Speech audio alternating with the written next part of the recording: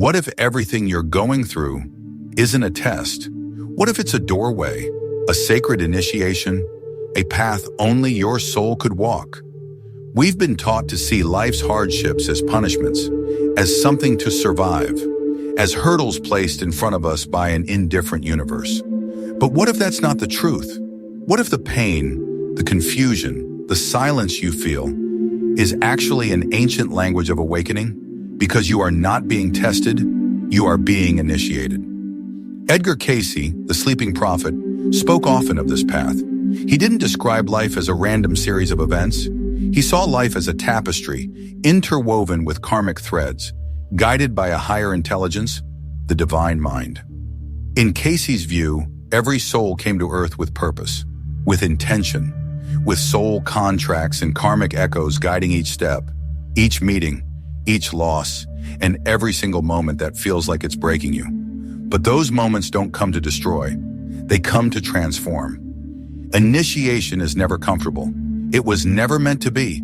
It's a dismantling, a stripping away of illusions, dependencies, attachments that no longer serve your evolution. It's the moment you are no longer allowed to live half asleep, repeating the same cycles, saying yes to what drains you and no to what calls your soul.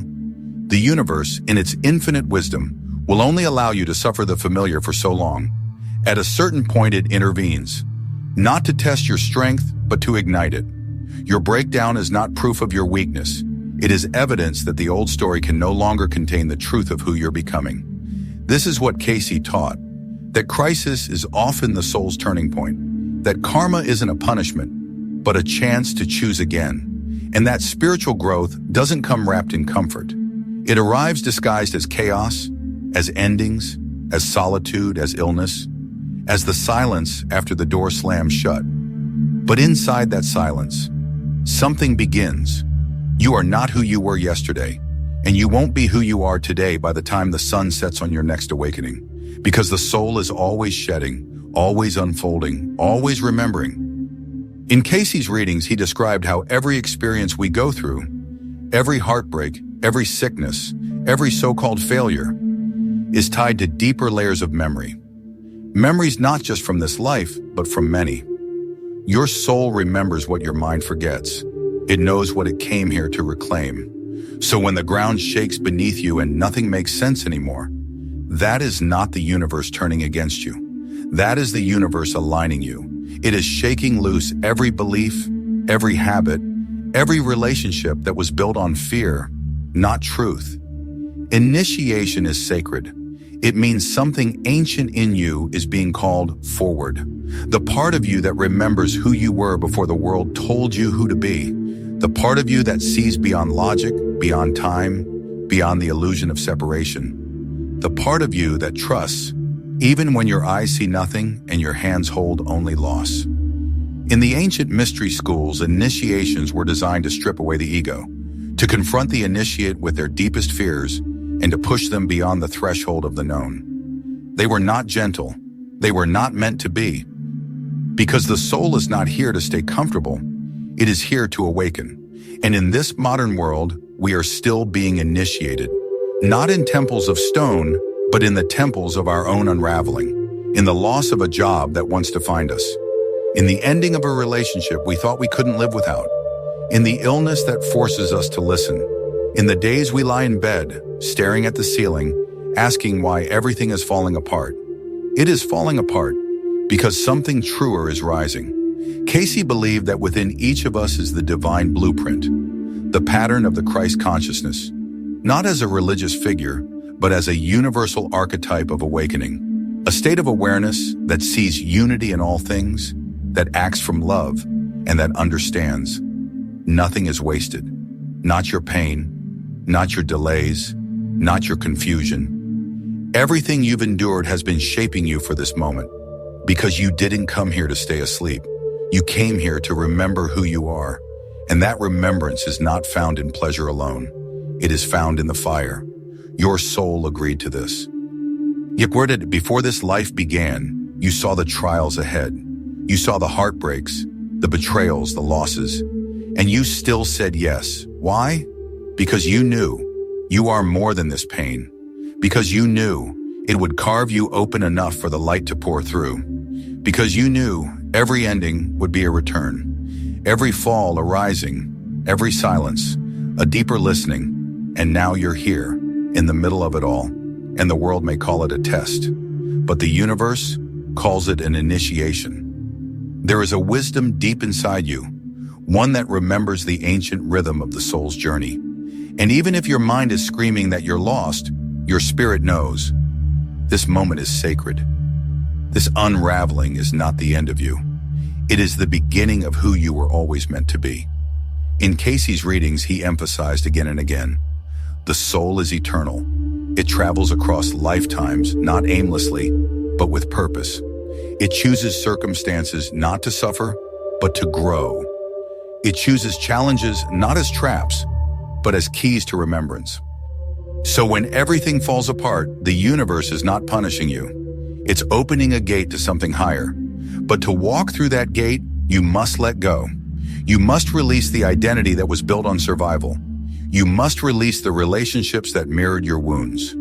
You must release the version of yourself that settled for less than your light.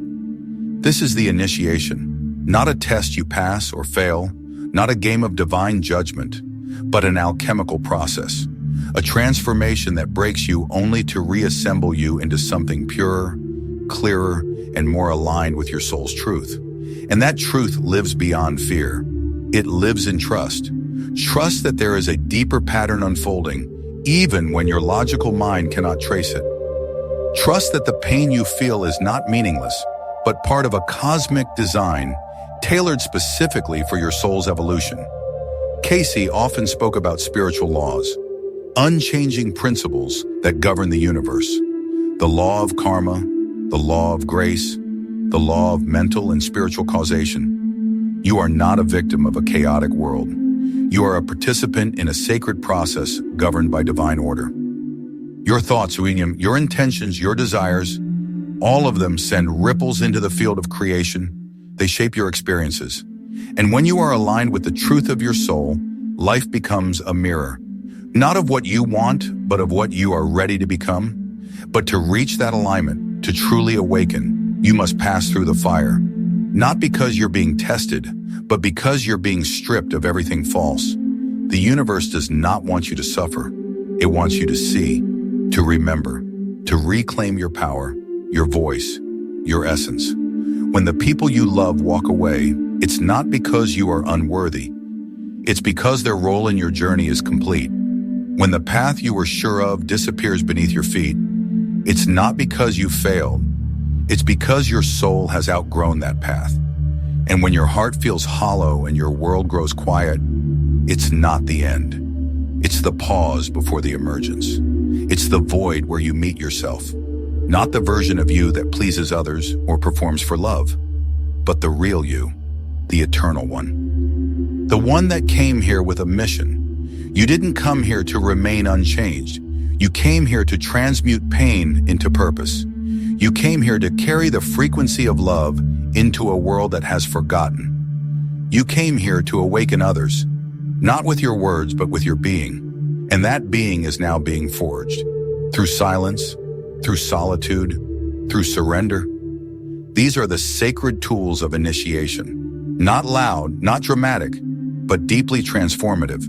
Because when you surrender to the unknown, you make space for the divine. Cayce spoke often about meditation, not as escapism, but as connection, a daily return to the inner sanctuary, to that place within where the mind is still and the soul speaks, where your higher self whispers truths that your logical self cannot comprehend. He said, the answers lie within. So if you feel like nothing is working, go within.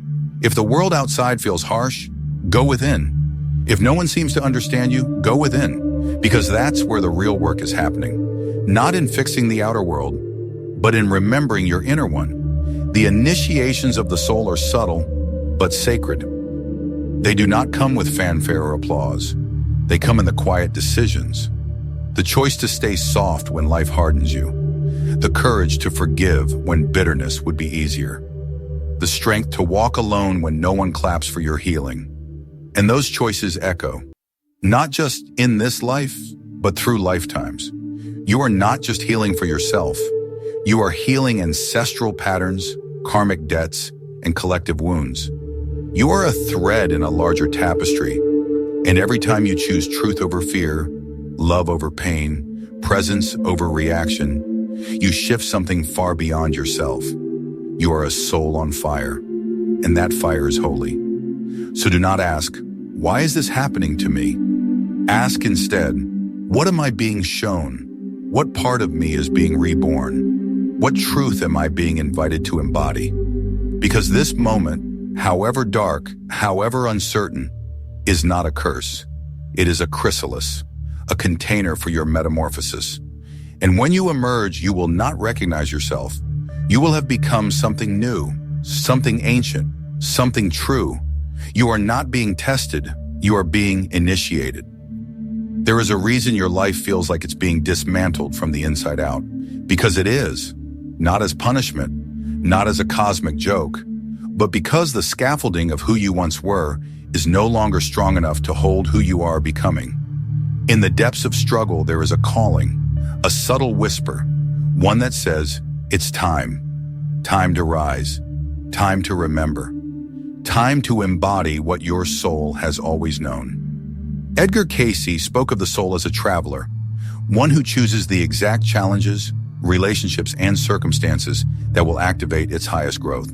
What you are facing now was not placed in your path to break you, but to reveal you, to strip away every false layer, every illusion, every egoic mask, until only the essence remains.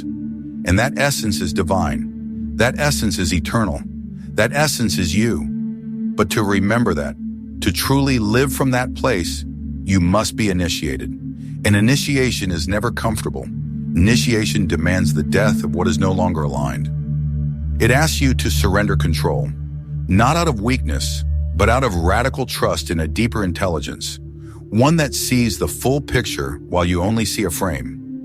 This is why things fall apart just as you think you figured them out. This is why people leave just when you thought they would stay. This is why the dream you built crumbles before your eyes. Because the universe doesn't care about your comfort. It cares about your alignment. And it will lovingly dismantle anything that stands between you and the truth of who you really are. That's not a test. It's an act of grace. A divine mercy that says, you were never meant to live small. You were never meant to stay asleep. You were never meant to spend your life chasing things that will never fulfill you. You came here with a mission, and that mission requires you to awaken. Cayce taught that each soul comes into this life with a pattern, a blueprint of lessons and gifts. Your astrology, your karma, your intuitive gifts, they all point toward the evolution of your being. And when you resist that evolution, life becomes harder. Not because you're failing, but because you're holding on to what you were meant to outgrow. The moment you begin to let go, you return to the flow of your soul's path, and the universe responds. It brings synchronicities, new people, fresh opportunities, inner peace, but only after the clearing, only after the purification, only after the sacred fire has burned away what no longer serves. This is not just spiritual metaphor, it's energetic law. In order to receive, you must create space. In order to ascend, you must be willing to descend first, into the shadows, into the confusion, into the pain you've spent lifetimes avoiding. Because it is there, in the darkness, that your light is forged.